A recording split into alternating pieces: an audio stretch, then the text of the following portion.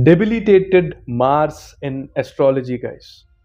Finally, I am ready to make videos on debilitated planets individually and explain in detail what debilitation of Mars is. Alright, when Mars is actually bad, when it becomes debilitated, what are the remedies for debilitated Mars? What are the misconceptions available in the market, as they say, about debilitated Mars? Alright, what harm debilitated Mars can do and how to control it. All right. So if you watch this one video, you will be able to understand completely in depth what debilitated Mars means, and this will definitely save a lot of people from getting exploited. All right. So without making much delay or without further ado, let me jump into this topic of debilitated Mars in astrology. All right.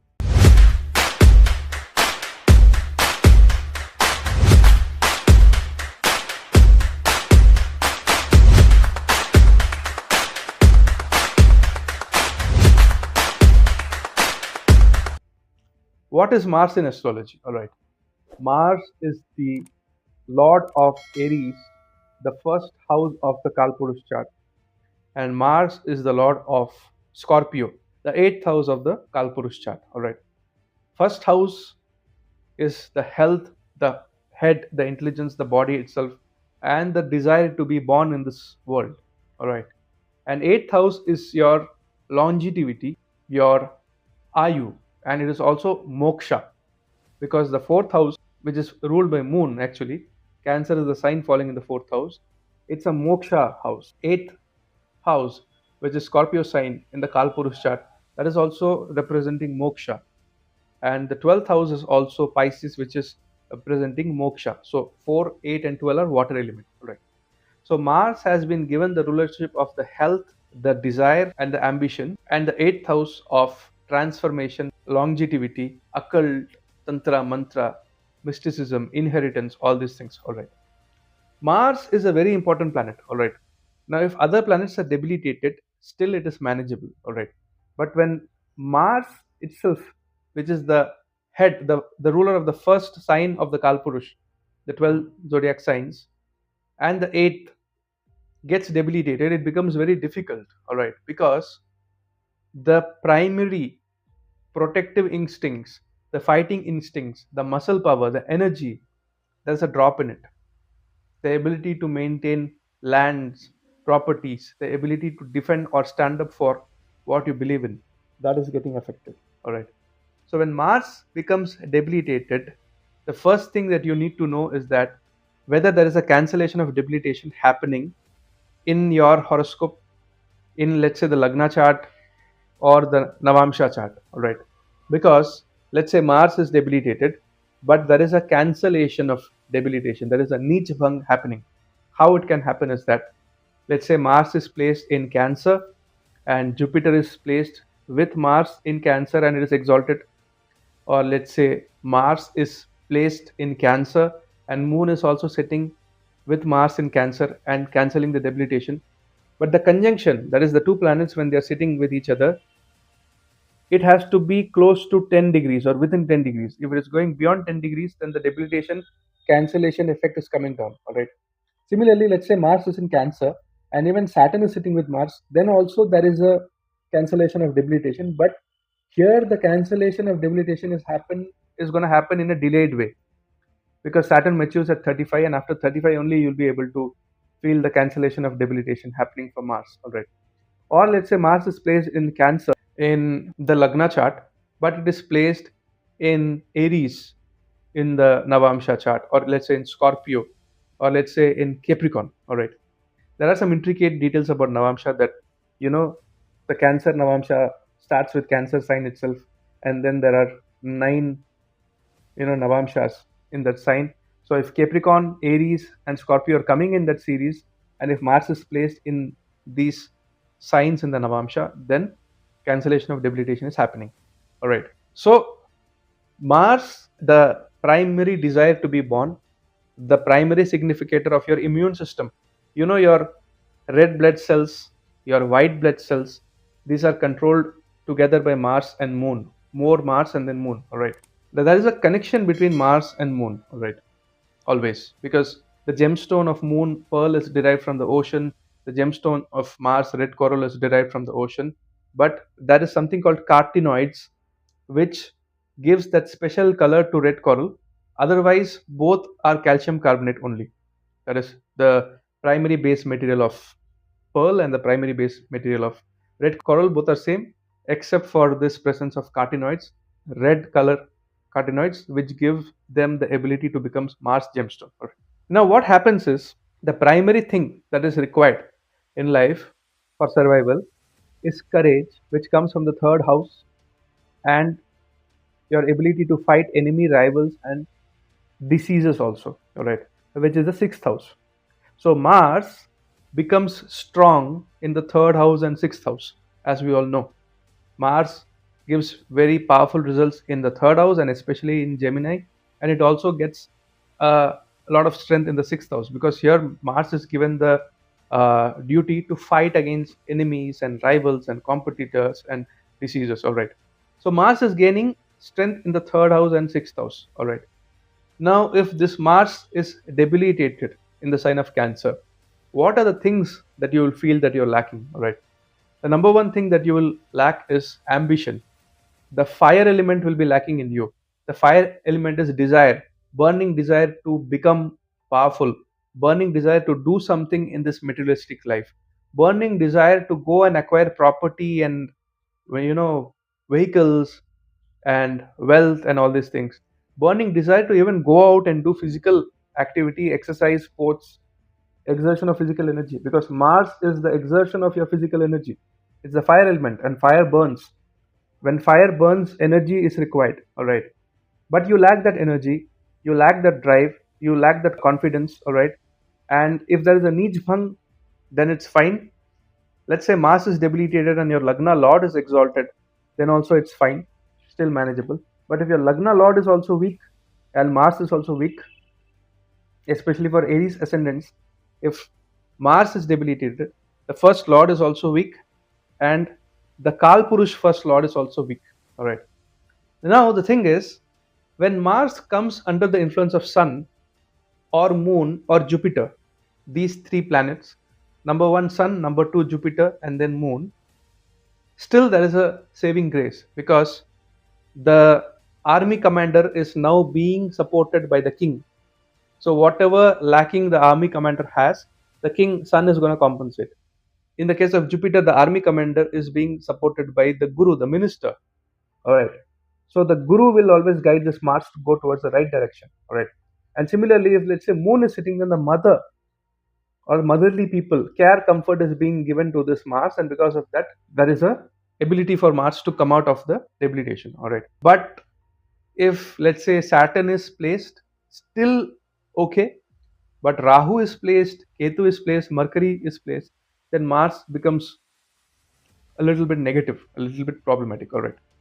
Another thing that you have to see is that if Mars is conjunct with the Lord of the sixth house or the eighth house or the 12th house, and it is aspected by malefics like Sun, Rahu, Ketu, Saturn, then Mars is becoming negatively charged, or it's becoming programmed negatively. All right. But if Mars is under the influence of Sun, Jupiter, and Moon, then it is positively being, charged or programmed. All right. Now, what happens is Mars, it makes you passive aggressive. All right. It makes you over emotional to the extent that you are not revolting, you're not reacting to people who are affecting you emotionally, let's say through anger or through oppression or something like that. And then one fine day, you will burst out.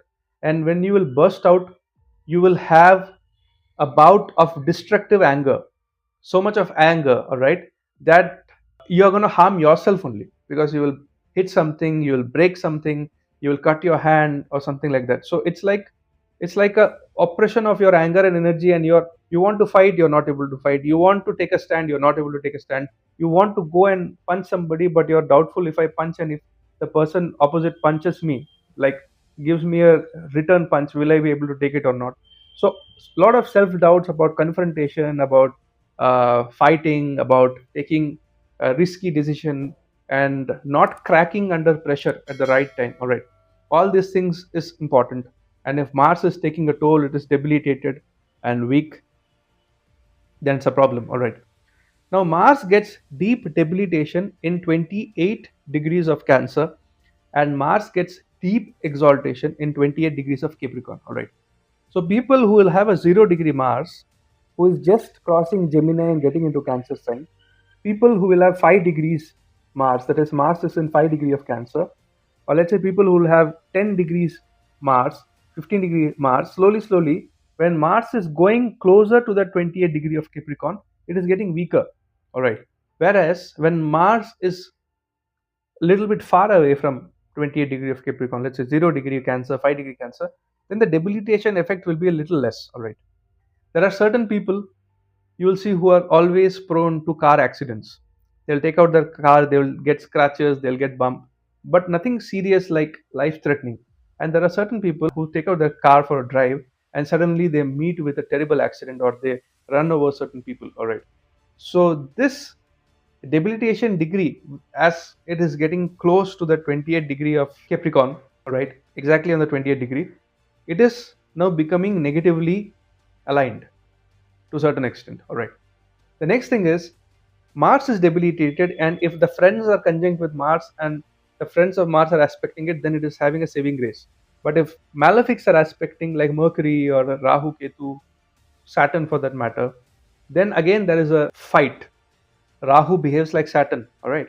So what happens is people with Mars debilitated throughout their life, like since birth till the age of 28, they will be facing the consequences of this debilitation Mars. All right. And the 28th year will be worst. Fighting, property disputes, issues with brother, issues with vehicle and assets, not able to have a good physical health, not able to take a stand for yourself. All these problems will start coming. All right. For people who are having debilitated Mars, especially closer to 28 degree versa. And exactly at the 28th year, Mars matures in your horoscope. So if it is bad debilitated, good debilitation, bad debilitation, I made a video on good debilitation, bad debilitation planets. You can watch it. I'll give the link in the description.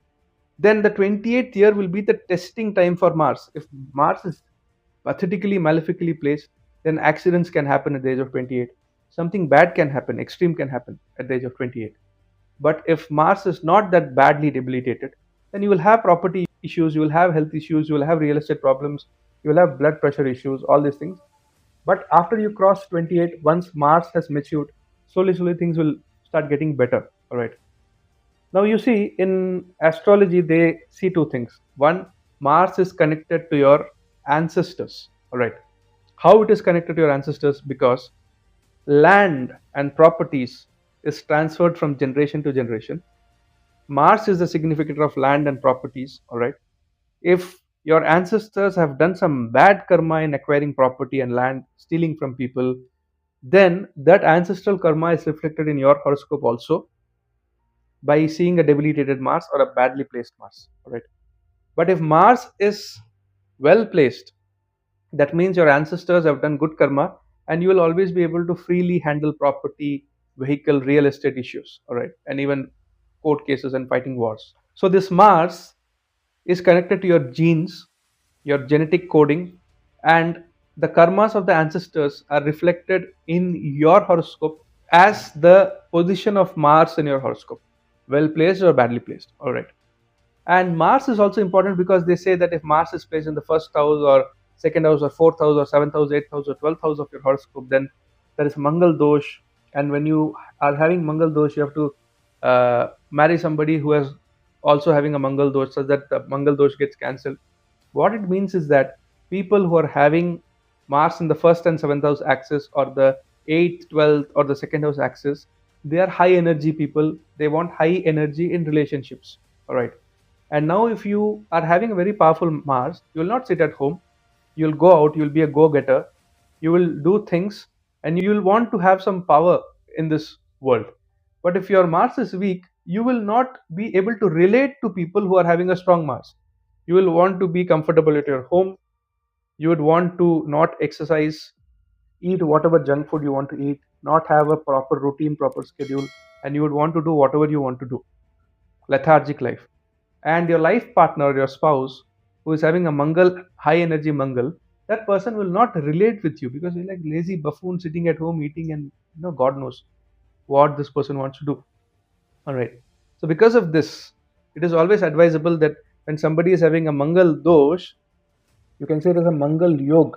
There is Mangal is placed in first, seventh, second, eighth, 12th, fourth.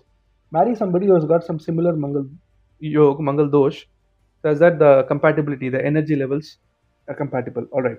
Mars also is directly responsible in resulting in your blood group.